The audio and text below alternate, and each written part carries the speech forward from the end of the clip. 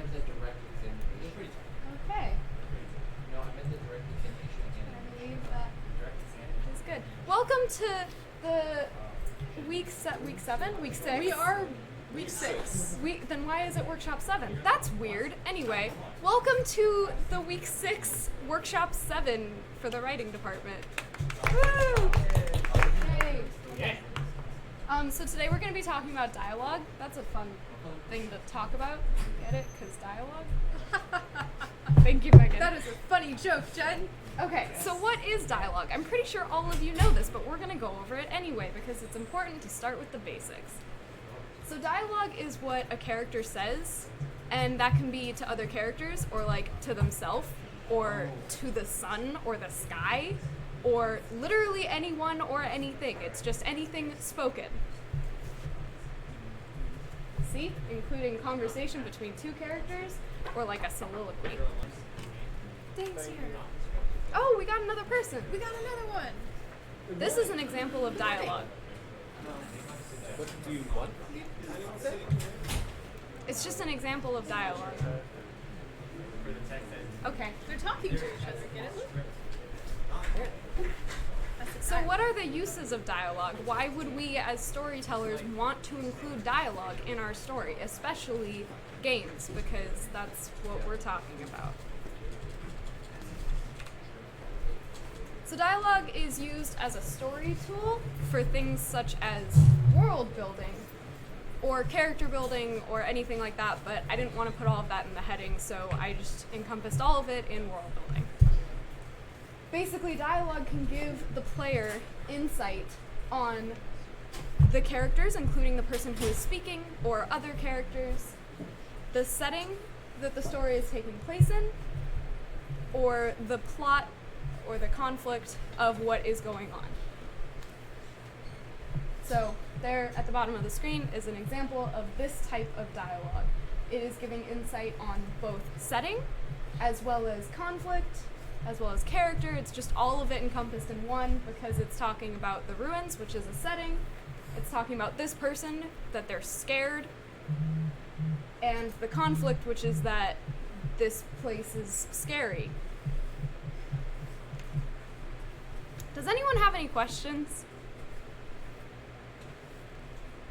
What's up, Luke? What's the difference between dialogue and a monologue?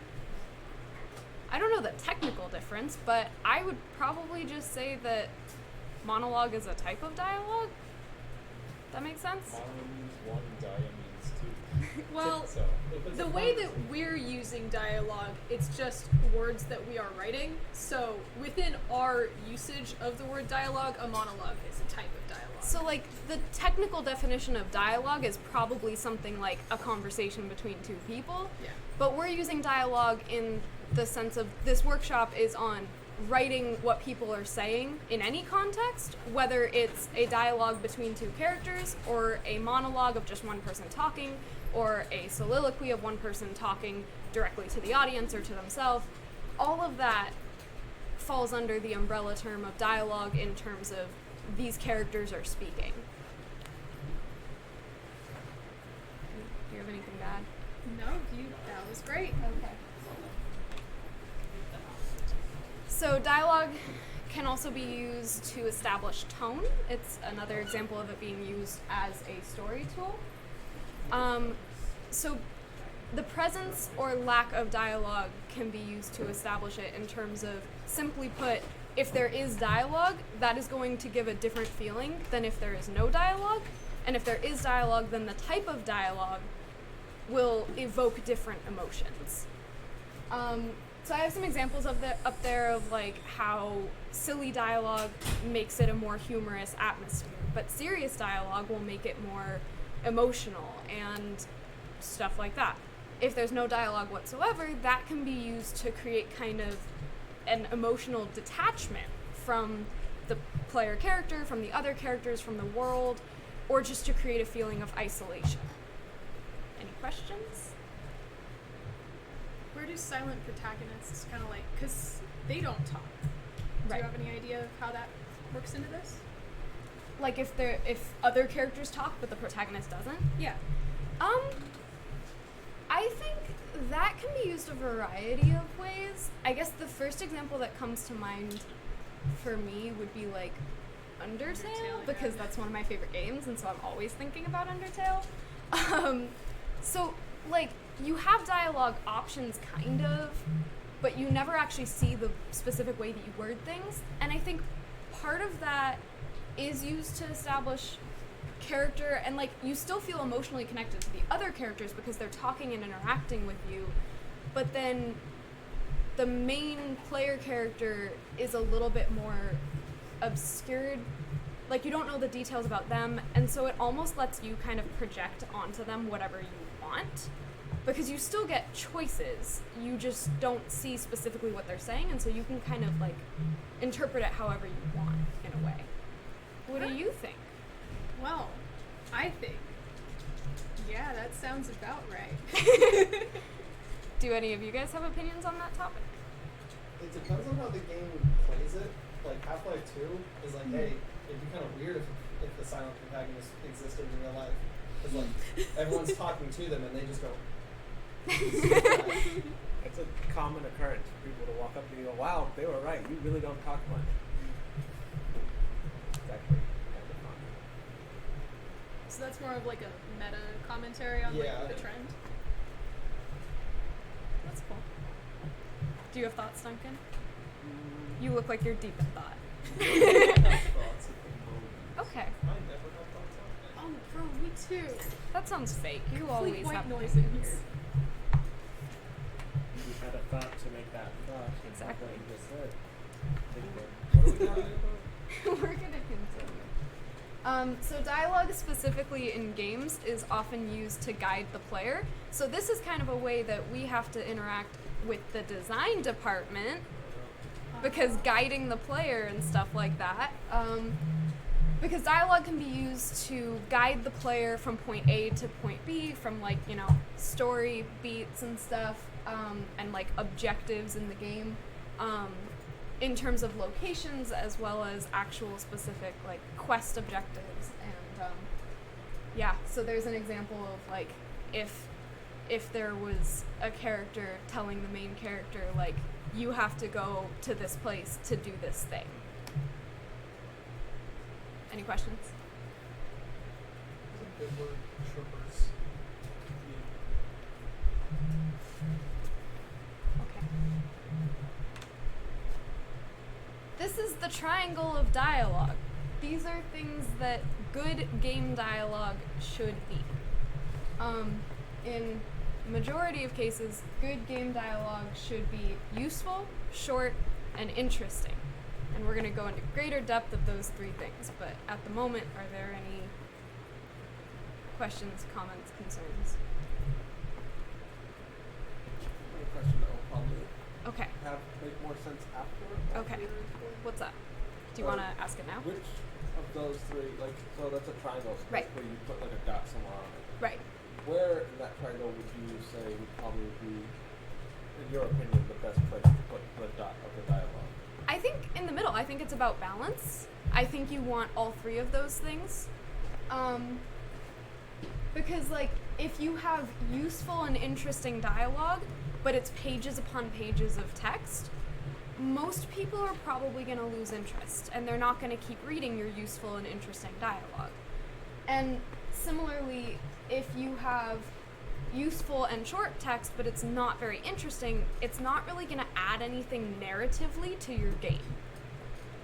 Or if it's short and interesting but not useful, some people might be kind of like, well, why is this front and center in the game? Like, that kind of text tends to be more for like flavor text on items or things like that, where it's just adding flavor. It's just interesting things that people can choose to read or not. But dialogue that's central to the game that you have no choice but to read, you want it to be all three of those things so that it's a good balance and people don't lose interest and all of that. Do you agree, Megan? I do agree. Okay. Any other questions? Okay. So, why should our dialogue be short? I went into the player interest part a little bit with Luke's question, because you want to be concise so that you keep their interest. Just in general, writing more succinctly with, concise word choice and stuff tends to show better writing practices in any form. There are probably some like really old writers who disagree because they were like paid per word and stuff like that, and so they just wanted to spew as much as they could onto the page. I think that has not been a thing for maybe 100 years. No, since. that's what I meant by Still really is old. in one Wait, weird really? genre. Yes. Which one? In recipes. Really? The more words you have, the better it is because you're more likely to show up higher in Google searches. Is that why people list their life story at the beginning That of is actually recipes? the reason. It has Oh to do with my search engine God. optimization. That's so frustrating. Yes. I hate having to scroll through Like a half of novel the Because it about doesn't their matter life if story. They put the Yeah. novel at the bottom in terms of search engine Yeah. optimization. Yeah. It doesn't matter. Just put the recipe. at the Yeah. top, and then fill the bottom with like blank white text for all That's you care. I don't really care. interesting, Dane. Thank you for sharing that. So there is one genre where Yeah. telling more is Yeah. still valued. Yeah, I was talking about, like you said, a very, very, very long time ago when that was Yeah. a thing. But apparently, But yeah. It still Wow. exists. some people are still hanging on to that Yeah. one. Okay. Yeah, so unless you're writing recipes, you probably don't need to get as many words in there as you think you do. And yeah, it's just better practice to kind of tell your story in a more concise way. What's up, Duncan? Oh, I thought you were... Okay. Gotcha. Okay. But also technical constraints, because we are working on limited screen sizes and things like that, and especially when it comes to things like card games, cards are small, and you have a limited amount of space to include all of that text that you want, and so including shorter text is typically the better way to go. And yeah, the same with like in video games, you don't have a whole lot of space on the screen for these really long pages upon pages of dialogue. And also, if you think about the way that people talk, people don't tend to talk in like monologues or in like novel length sentences. So it also makes it feel more authentic when it's kind of shorter, more concise dialogue. Any questions on that? Does anyone want to strongly disagree and say that dialogue should be super long?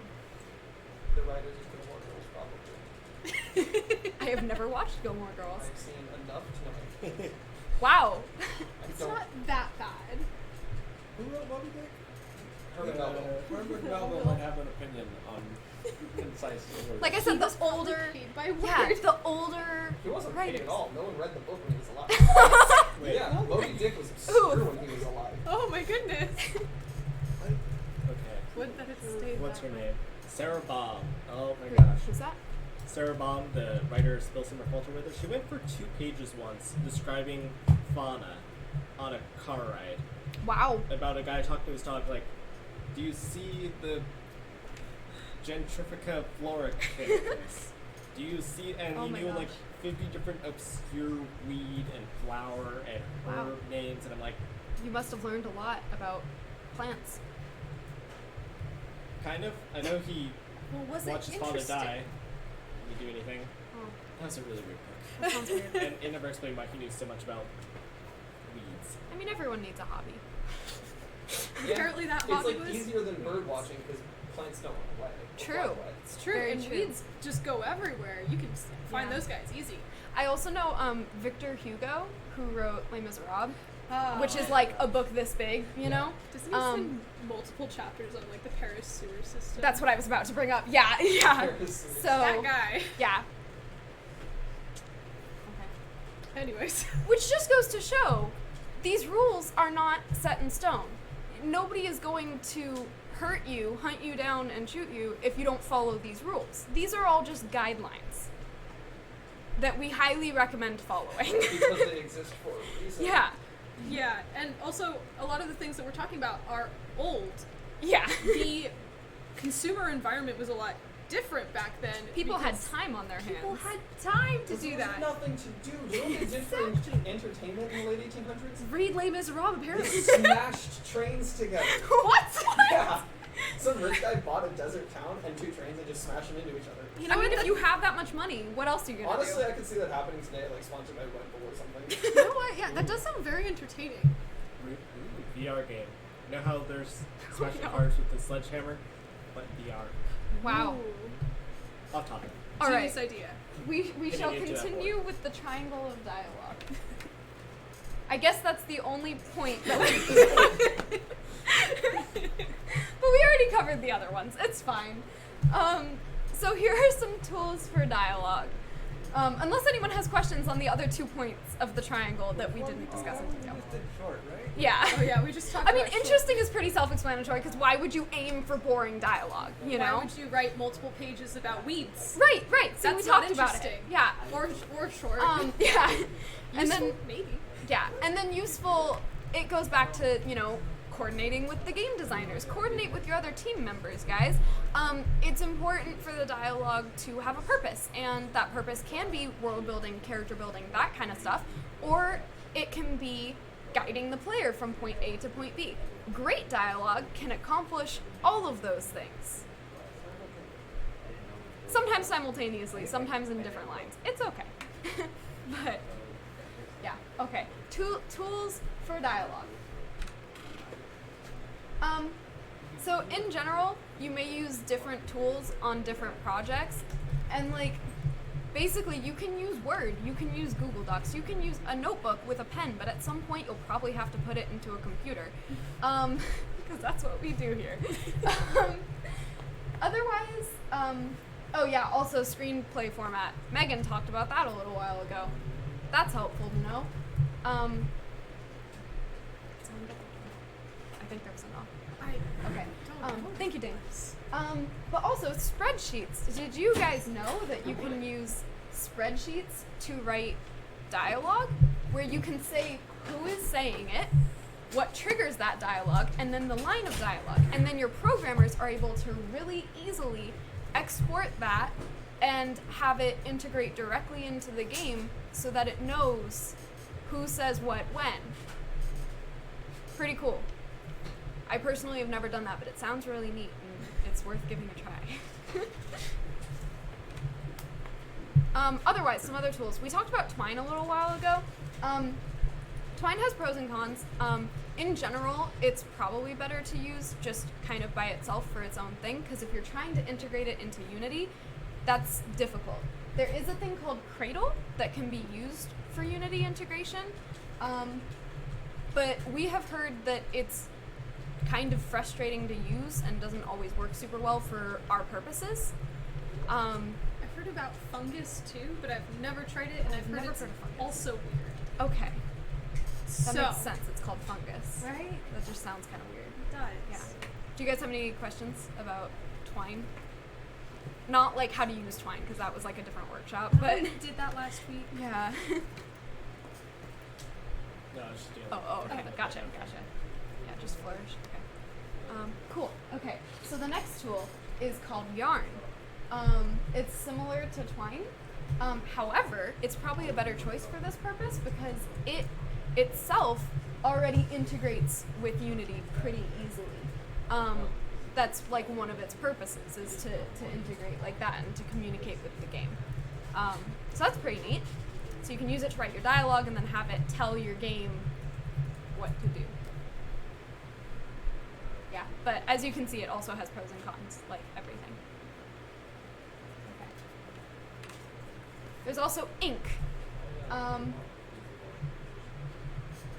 Ink is good for text-heavy games, as it says, and like Yarn, it automatically is set up to integrate with Unity, so that's pretty cool. Just like with Yarn, like it makes it better for our purposes, which is helpful. However, it is harder to use, and so for us as writers, some of us may not have programming experience, and that makes it really difficult for us to use it by ourselves, and so it's probably a better choice if you are working with actual programmers who can help you with that integration. But JSONs are nice coming from a programmer. JSONs are very easy to integrate. Cool. I don't know if the mic picked that up. Dane said that JSONs are nice to integrate. Okay, so now we have an activity. So, if you guys want to participate in this activity, you can write a few lines of dialogue, practice writing some dialogue, that accomplishes the following goals: instructs the player to do something, tells us something about the speaker or other characters in the world, and are shorter than about 15 words, give or take. There are some sample prompts on the right. You're under no obligation to use those prompts. They are just some ideas to get the ball rolling if you're having a hard time thinking of things because it's Friday and we just had a bunch of midterms and you're tired and you just want to take a nap. Yeah, so prompts. And cool. Yeah. Does anyone have any final questions before I turn the stream off? About dialogue? I definitely can. I'm just gonna turn off the stream because it's an activity and that's probably not very interesting for the stream. No. Are you speaking from experience? Well, I mean, like, do you want to watch a Twitch stream where it's just that, it's followed by silence? No. So you No, guys I don't have any questions? No. Okay. They want to. Well, They can participate. They saw the thing. So, all right.